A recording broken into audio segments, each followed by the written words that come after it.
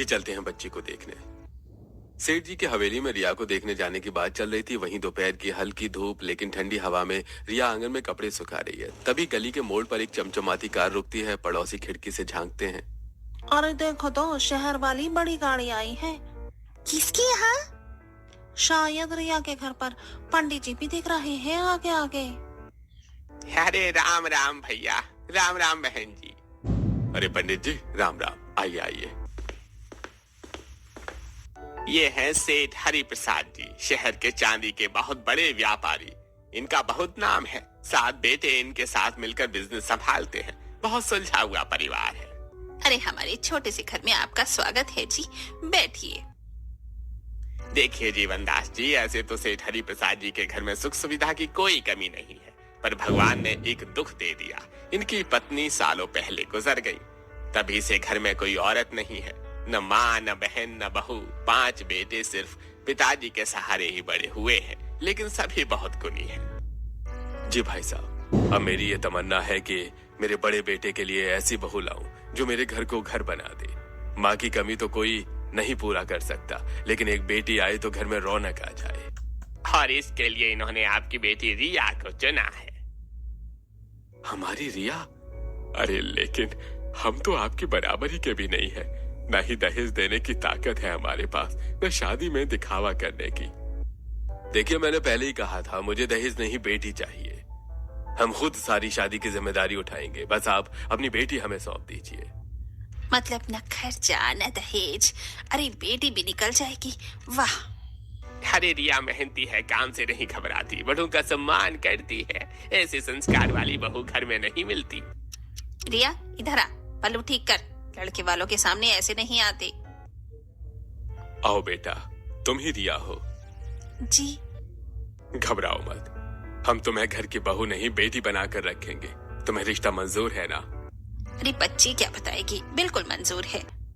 सेठ हरि प्रसाद कुछ मिठाई और रुपए देकर रिश्ता पक्का करके चले जाते हैं। उनके जाने के बाद रिया, माँ, पंडित जी ने कहा वहाँ घर में कोई औरत नहीं है, सिर्फ 6 मर्द हैं उस घर में। क्योंकि तेरी सास बहुत साल पहले दुनिया छोड़कर चली गई, तब से घर में कोई औरत नहीं है। इसलिए तो चाहते हैं कि एक बहू आए जो इस सास बिना ससुराल को हंसी खुशी से संभाल ले, और हमें भी तेरे बोझ से छुटकारा मिल जाएगा। मतलब मैं अकेली लड़की रहूंगी वहाँ? अरे कौन सी यहाँ लड़कियों की फौज है, हैं? यहाँ भी तो तू अकेली ही है और बोझ की तरह है। अरे वहाँ तो रानी बनकर रहेगी, यहाँ तो हमारे पास तेरे लिए कुछ नहीं है। न बिस्तर, न कपड़े, न खाने का ठिकाना। लड़की को तो जो भी अच्छा घर मिले वहाँ ब्याह देना चाहिए। पर माँ, अगर वहाँ भी मेरे साथ वैसा ही हुआ जैसा यहाँ होता है तो? अगर उन्होंने भी मुझे नौकरानी समझा तो? अगर उन्होंने मुझे... अरे ज्यादा दिमाग मत लगा। इतना बड़ा घर, इतने अमीर लोग खुद आए हैं। हमारी औकात क्या है जो ना करें? हाँ बोल दे, नहीं तो जिंदगी भर पछताएगी।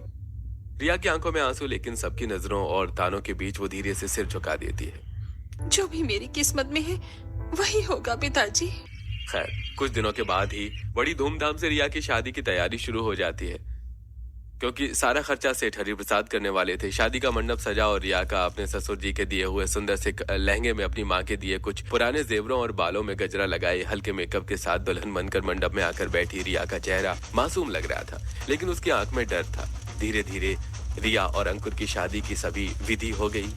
अब कन्यादान की रस्म पूरी हो चुकी है, अब विदाई की तैयारी करिए। बिटिया तू चली जाएगी तो मैं किसके सहारे रहूंगी?